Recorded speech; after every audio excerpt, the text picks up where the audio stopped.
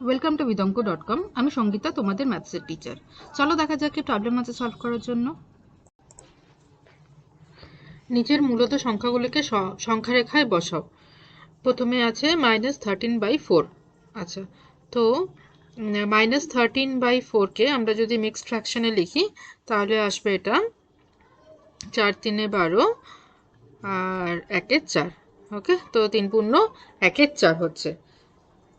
ওকে, তো এটাকে যদি আমরা সংখ্যা রেখায় বসাতে চাই তাহলে দেখো -3, তো এখানে এটা হলো 0, এটা তোমার -1 -2 -3। ওকে, তো এটা হলো -3 আর এটা হলো -4। তাহলে এই -3 1/4টা এই জায়গাটার মধ্যে আসবে, এই রিজনের মধ্যে থাকবে, -3 আর -4 এর মধ্যে।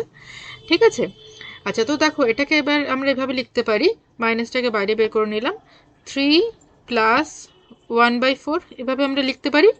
ওকে, তো আমরা 3 অবধি রাখলাম।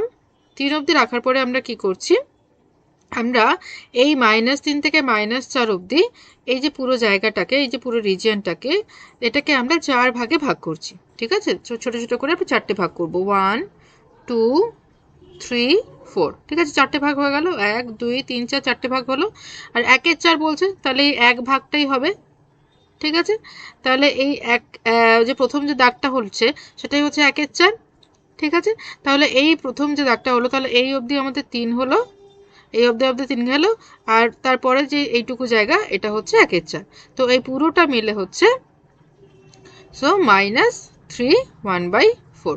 তাহলে -3 1/4কে সংখ্যা রেখায় স্থাপন করতে বলছে, মানে তাহলে এই যে বিন্দুটা, আমি এটা অন্য কালিতে করছি, এই যে এখানে এই বিন্দুটা, এইটা হচ্ছে -3 1/4।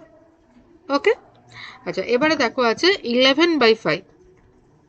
তো একই রকম ভাবে 11/5, এটা ইমপ্রপার ফ্র্যাকশন আছে, এটাকে মিক্সড ফ্র্যাকশনে নিয়ে এলে হবে 5 2 10, 5 1 5, তাহলে 2 পূর্ণ 1 5। ঠিক আছে, 2 পূর্ণ 1 5। তো এখানে এটা পজিটিভ, তো আমরা plus x axis, positive x অ্যাক্সিসের দিকে যাব, মানে ডান দিকে যাব। ওকে, এটা প্লাস এক্স অ্যাক্সিস, এটা আমরা করেছিলাম মাইনাস এক্স অ্যাক্সিসে। ওকে, নেগেটিভের দিকে। তো এটা হলো 0। এবারে 1 2 3 4 5। ঠিক আছে, এই অবধি হলো 5, সরি আমাদের 2 2 করতে হবে, তো তাহলে আমরা প্রথমে 2 অবধি যাব। আচ্ছা, আমি এটা মুছে দিই। আচ্ছা, তো 0 হলো, এখানে কোঅর্ডিনেটটা হচ্ছে 0, তারপরে এটা 1, অরিজিনটা হচ্ছে 0, তারপরে এটা 1, এখানে হচ্ছে এটা 2, তারপরে এটা 3।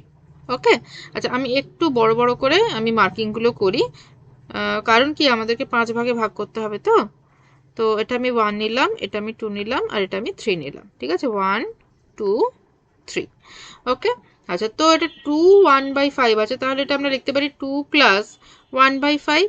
তাহলে 2 অবধি গেল, এই পর্যন্ত হলো 2। ওকে, এই পর্যন্ত 2 গেল। এবার আমরা কি করব, 2 1/5 নিশ্চয়ই 2 আর 3 এর মাঝখানে থাকবে, তাহলে কি করব, আমরা 2 আর 3 এর মাঝখানে এই যে জায়গাটা আছে, এটাকে আমরা 5 ভাগে বিভক্ত করব। তো 5 ভাগে ভাগ করি, 1 2, মানে মাঝখানে 4টে স্কেল দেবো, 1 2 3 4। দেখো এই রিজনটা 5 ভাগে বিভক্ত হয়েছে, 1 2 3 4 5, 5 ভাগে বিভক্ত হয়েছে। তাহলে প্রথম হলো 2 হয়ে গেল প্লাস 1/5, তাহলে 1/5 মানে প্রথম যে দাগটা সেটাই হচ্ছে 1/5। তো তাহলে কি হলো, এই অবধি আমাদের 2 এলো, তারপরে প্রথম যে দাগ অবধি যদি যাই তাহলে হবে 1/5।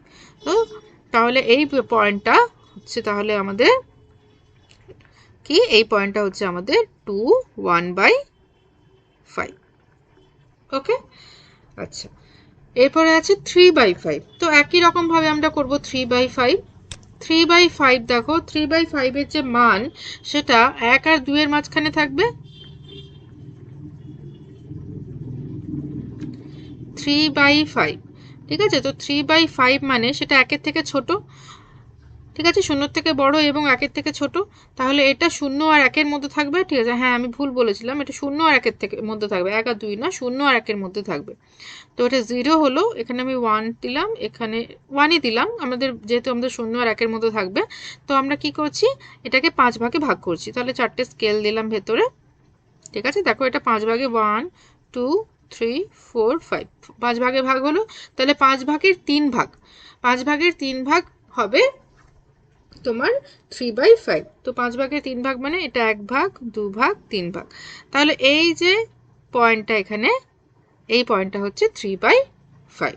ওকে, তাহলে এখানে এই যে পয়েন্টটা হলো, এই যে স্কেলটা বা এই যে পয়েন্টটা মার্কিংটা, এটা হলো কি না 3/5।